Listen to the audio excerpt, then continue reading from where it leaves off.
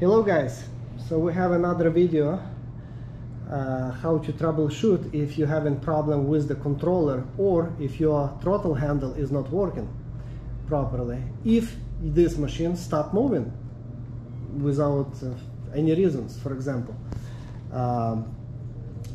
So first of all, you have to make sure that your brakes are released, and because both brake handles are equipped with the power cutoff switches, so you will see the stop light on the back of the machine if the brake is not released, and you will see a red symbol on the dashboard. So let me show you that symbol right now. So look for that symbol and make sure that it's not on. Okay, so every time you press brake, you see this symbol in the corner. So it must be off in order for the machine to move. Now, if you don't see this symbol and the rear stop light is not on, and you twist in the handle and the machine is still not moving, well, it can be a problem with the throttle handle itself. Maybe there is a problem with the switch because you have to put in a drive and then the wheel is supposed to move. But if drive or when you put on a reverse it's still not working, then obviously there is a problem with one of the components, number one, number two, maybe the actual controller.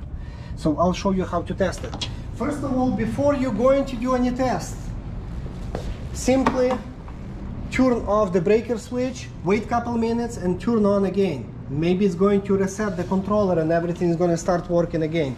Now next, you will have to put a couple blocks underneath of the rear axle, so that your wheels will be off the ground for this test. Now next, we're going inside of the cabin, and I already removed my screws that hold in the seat to the base. Don't forget about those rubber blocks. You will have to install them back in place how they were, and then lift up your cover. Now,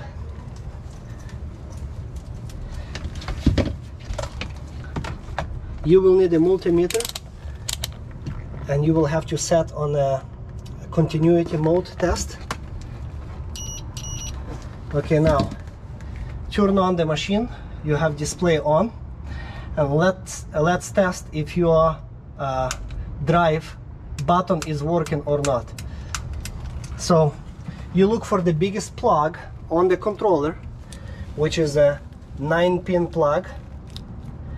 This is the only one with the 9 pins, I believe. Yes. And then with your black probe, insert into the black hole, black wire right here down below the lock and tab. So black.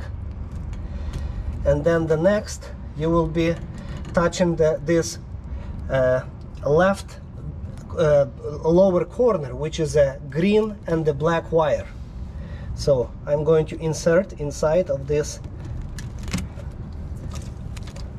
wire. Now I'm going to switch my switch to D, and if the switch is working, the multimeter going to make noise, as you see.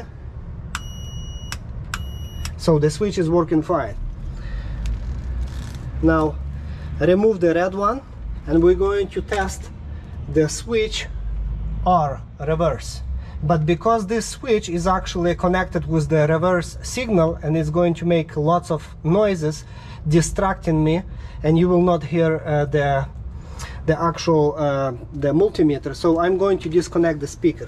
By the way, if some people don't like this beeping noise, I'm going to turn it on that you can hear it. Then you can always unplug it. Everything else is going to work except that signal. My advice, do not unplug it, because your machine is pretty big, but still some people, they need to hear some noise when you're backing up. So rather to make this you know, to lower it down, the noise from this speaker, just use some kind of duct tape, tape it over on the top, and it's going to cut the noise by 50%. Now, so I'm unplugging this speaker for this diagnostic purposes only. Now with my black wire still on the same spot, I'm going to connect my red probe to this right side lower corner with a gray wire. Okay, and I'm going to push the reverse button and listen my multimeter. As you can see,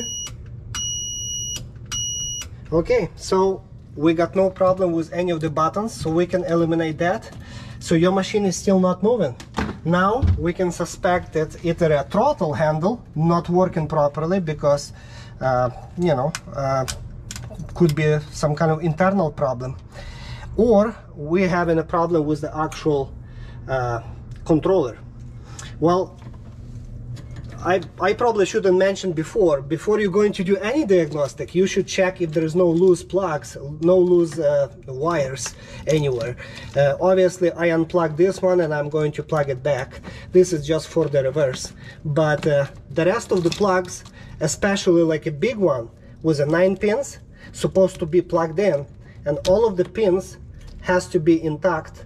None of them can be bent or, you know, corroded. So make sure they are, you know, sitting tightly, otherwise the machine will not move because of one single wire.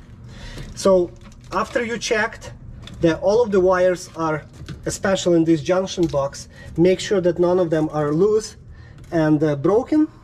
Now we can override the actual accelerator handle to see if the controller will respond.